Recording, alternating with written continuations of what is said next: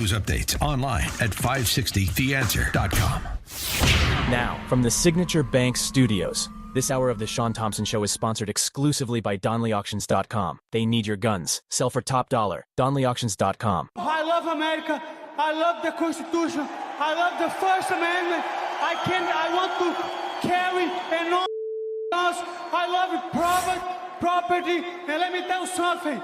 If you care about your country, read Ludwig von Mises and the 6 lessons of the Austrian Economic School, motherfuckers.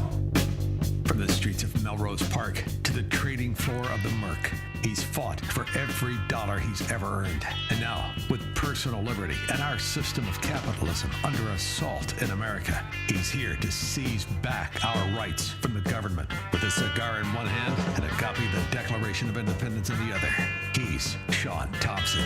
And this is the Shaun Thompson Show. Some folks are born made to wave the flag. Ooh, they're red, white, and blue.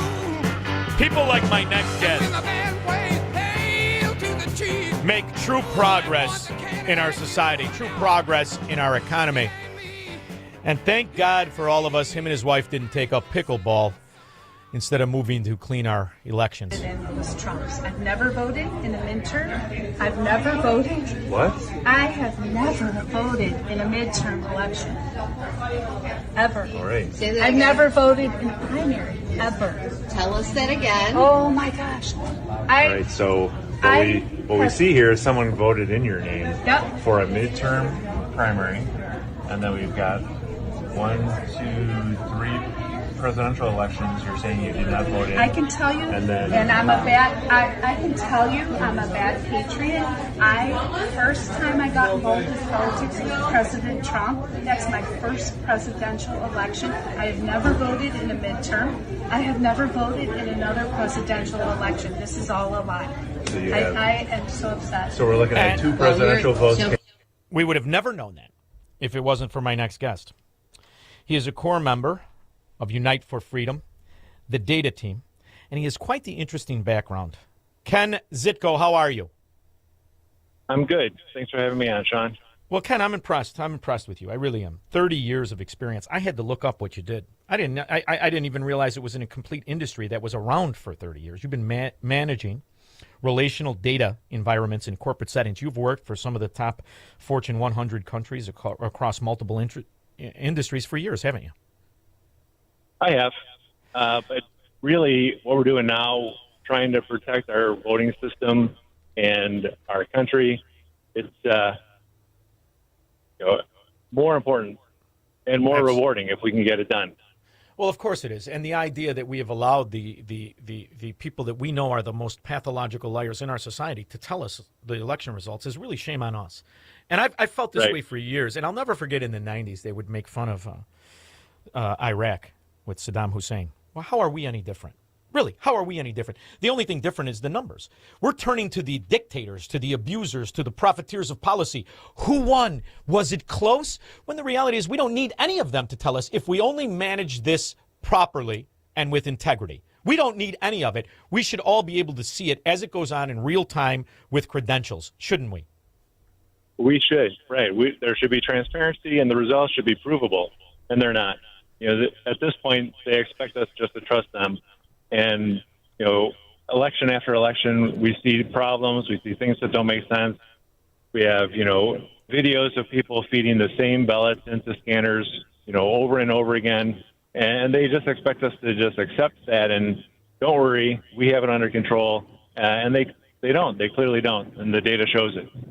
I am amazed that specifically the Trump administration has not reached out to you and reached out to your organization, because when was this video shot that I played, and you were gracious enough to call in and remind us who you were? That was actually in 2022, so that video has got some years on it. But that was when we were working with a candidate on his campaign, and he had the election data and was able to show us that our own mine and my wife's vote history reflects that we voted in 3 midterms before we ever voted in a midterm. So it shows 2010, 2014, 2018 that both of us participated in those midterms and 2022 was the first one we ever actually voted in. So have you thought about what the greatest recourse is? And the reason I ask you this is, as far as I'm concerned, you should have been on every news network, not just in Chicagoland, but in the country. And yet they've been able to ice the information. And this is how the game is played, right? They freeze out the information. They hope people move on. Right. You have a short attention span. But I'm wondering, has not a lawyer, we've got all these lawyers in Illinois. I mean, granted 85% of them are Democrats and they're in the schemes. However, we've got all these lawyers. No one has contacted you for a class action suit, because the reality is, if you and your wife and this woman who you informed, how many people have you proven have voted without their knowledge? How many people would you say you've proven? Guesstimate, best guesstimate. During that campaign, I think we had about 1,300, maybe a little more people that we did face-to-face interviews like that with, where we looked at their history. And 57% of them had something wrong, whether it's their voting history or information about their registration. 11% of them had exactly the situation we're talking about that my wife and I have, and that the woman in the video have, where they not only their vote history is wrong, but they specifically had votes showing when they didn't participate. So in the best case scenario, we've got about 700. In the worst case scenario, we've got about 350, give or take, that have been victims of having their name and their votes stolen. Why is there not a class action suit that could be taken? I mean, after all, I'm sitting here and I'm watching Zuckerberg, who in my opinion, did nothing except give people what they wanted, and we have to sue everybody, save me from myself. But in this case, right. what you've revealed is that the votes have been stolen, and the only way this could have happened is with complacency in the very kindest sense, or absolute and total corruption from the Secretary of State, or the state in this case. So why is there not a class action suit against them? So speaking to that, I just want to make sure everybody listening hears that point. There are a lot of things going on, a lot of problems, a lot of mistakes in the data. But this one particular mistake where somebody didn't go and they have a vote on their record, there's no clerical error. Oops, I made a mistake. I dropped the ballot. Missing a vote, maybe somebody dropped the ballot or was spoiled. But in order for someone to have a vote cast on their record when they didn't attend, it really seems to point only to fraudulent behavior.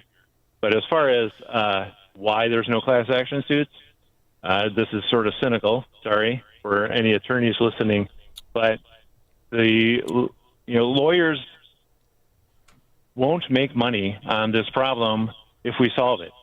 And they also, there's a lot of federal laws that create a framework that are supposed to protect our election process, but no one wants to fight that battle and follow those laws because, again, if we clean that up and we clean it up at the federal level, then all these attorneys who are trying to fight lawsuits in the state lose a bunch of work.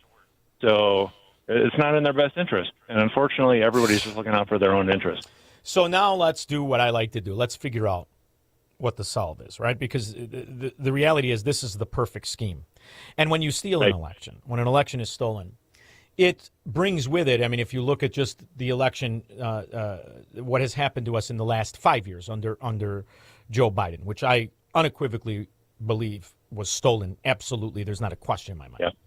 And when you look at the fact that this one individual added not just $9 trillion to our debt, but spent the alleged $6 trillion that comes in every year, you're talking about a crime that is almost unimaginable. And when you see the scandal that is Minnesota and you expand that through every Democrat area and all of the policies, I really believe 80% of entitlements is stolen money. But none of it could have happened without this first perfect crime of stealing an election. So moving forward, I am torn. I love the technology aspect of it, because how could we trade trillions of dollars every millisecond, and not a penny is lost? So I've always thought the answer is in the future. However, how do you audit correctly? I still believe the answer is in the future, but I don't have a tenth of the knowledge you have in this industry and this move. What is the answer? Is it forward or is it backward to paper and counting, or is it a combination? What is the smartest way to do it? I think it's a little of both. And some of it is about, there's just a lot to do. So we have to continue to have elections along the way. And we have one right around the corner. So, there's a few things we need to do. One, everybody needs to remember that don't give up. Keep voting.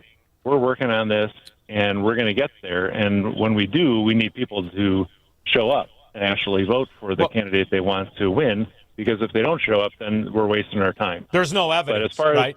That's the one right. hiccup. If you show up, it's harder for them to steal it. They'd have to completely misappropriate it. Yeah.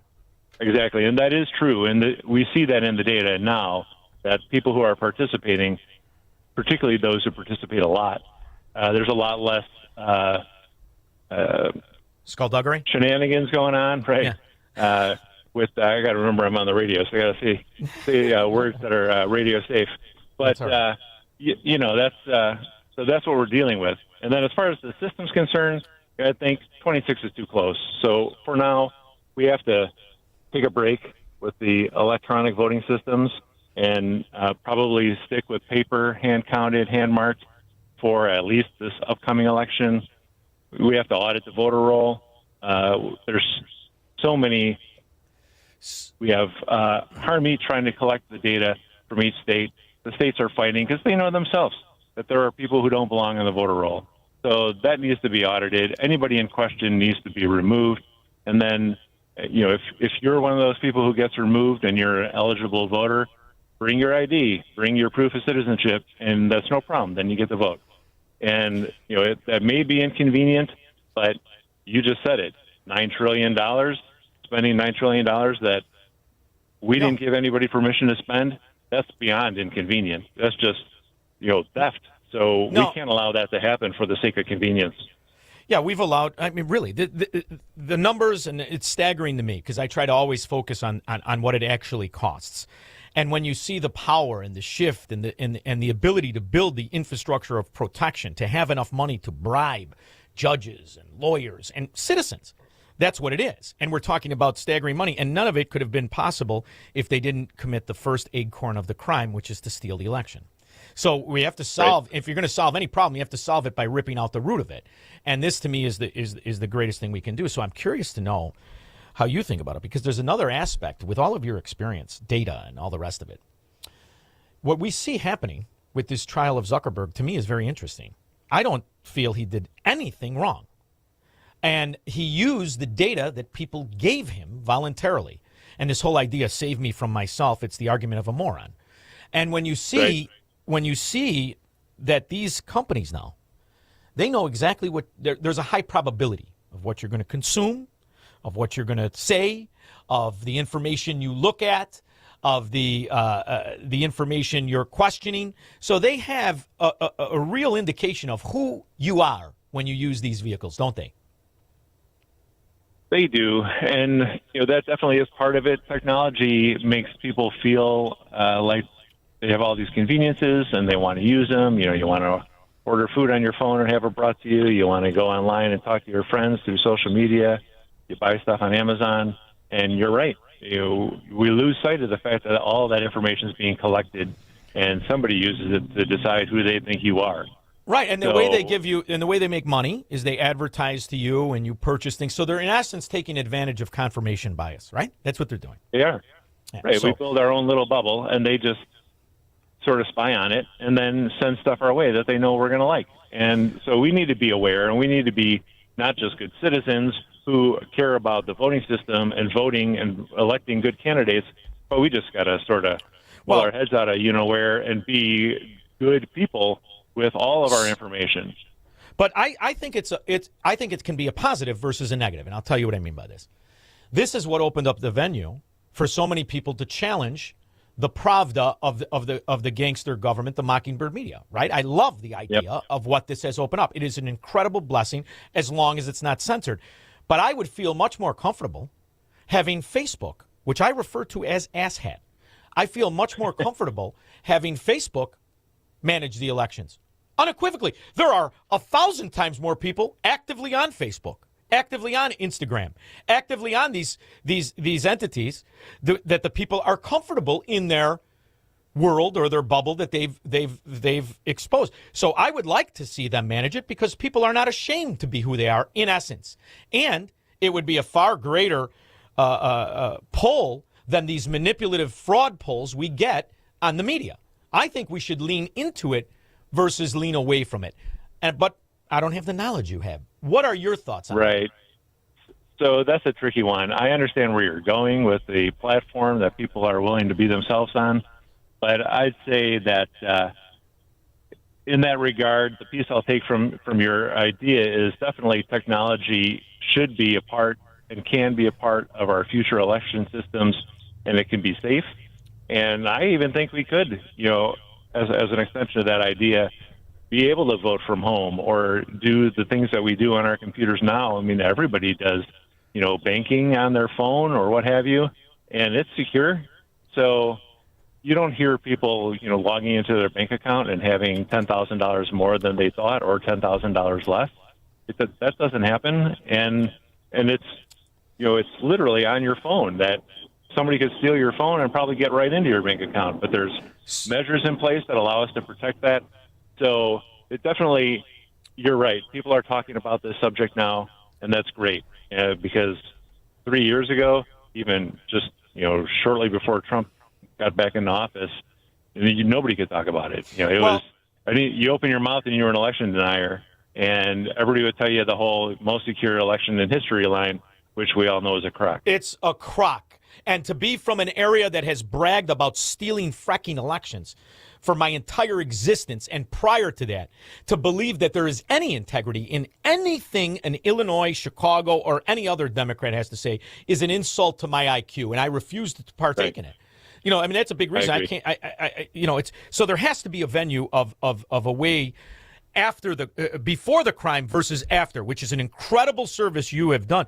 So the other side of the coin is, why not have an independent person or a group like Unite4Freedom manage the elections, or at least have a sounding board so that people in Illinois who are going to have their votes stolen can at least go to your site and say, I voted for Ted Dabrowski and not the stalking horse pay-to-play Heidner, or I voted for Bailey, or I voted for whoever, but to have a record along with the actual election so that you don't have to have, after the crime is committed, years down the road, when you're sitting there and you say, well, wait a minute, I voted in 3 presidential elections, I voted, and I didn't do any of that. There has to be a way to simultaneously audit the vote in a certain sense. Has that been thought of, or are you thinking of that? Right. There's a lot of ideas on the table, and now everybody's been worried about trying to sort of convince the populace that this is a problem. So we're getting over that hump, and now people are coming forward with their ideas, and there's a lot of them. And you shared last time we talked a couple of days ago. You shared your $1 billion idea of sort of running a parallel election and letting people report how they voted to see if they match or even come close. And that's a method. There are there's just a lot going on. Sticking with my banking comparison, you go buy something, and by the time you get to your car, you can look and see how much you spent and where you spent it. Yeah. So we should be able to just look at our ballot and see who we voted for and have an actual receipt. Amex, Discover Card, Visa. Let them do the election. They can tell me if I bought a cheeseburger in real time before I get the check. Discover tells you what you spent. So there's an interesting and here's the other thing, Ken. I know how smart you are, but to see these idiots, these thieves, for 4 years pretend I was the moron because I refused to believe there were 81 million people, and to do it to other people. Me, I personally, I would, thank God, I don't know what it was, if it's my mother or my father or somebody. I don't give a rip what any moron thinks. But I watched people, it affected their life. I watched kids and old people. They were afraid to say what they thought. And I thought to myself, this can never happen again. There is, especially in our area, which is a joke when you think about Chicago elections and the way that city and the rest of these scumbag aldermen and Cook County, what they've done. And now we're going to turn to them, we have a primary. I hope it turns out good. To me, it's a selection. It's never been an election. And then you cross that bridge, right? With the old people I smoke cigars with. What are you, nuts, kid? What are you? It's rigged. It's fixed. I don't even get off my ass. But that's the game. They want you to believe that. So the only way we can ever stay on top of it is if the Kens out there and Unite4Freedom just is relentless. We can never give up on this, can we? Right. We cannot give up. We really have to get over this hump. Like I said, we're there. The conversation is getting out into the public, so that's great. We have an administration that is actually paying some attention and putting some attention toward it. So Unite4Freedom is engaged with the administration and acting as a consultant, trying to help them figure out what the best path forward is, just like you're asking. So, there's a lot of things happening, and, there's a lot of reasons to be optimistic. And the beauty of it all, it can be secured instantaneously with Progress, just like your Discover card, just like your Amex. And the idea we pretend that it's secure now, and you see these politicians insult people about voter ID.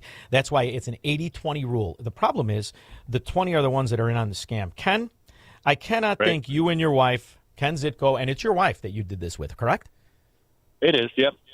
Thank God you didn't take up pickleball. Not just because I'm sick of hearing it. It's all I hear all morning. But because you did this in your retirement. I thank you so much for doing it. Unite4, the number 4, freedom.com is the name of the site. And that's where people need to go to get involved, right? Yep, it is. Let me get a quick plug-in. You're right. Unite, the number 4, freedom.com. Or you can follow us on Twitter. We're pushing a lot of this information out, along with some vote tampering reports we're releasing right now. And we'll also be speaking at an event this Saturday in Orland Park, and it's the Defending Your Vote Summit, and you can go to IllinoisFreedomAlliance.us to get information on that event. Ken Zitko, either here in South Florida or in Chicago. I can't wait to meet you and your wife and buy you dinner.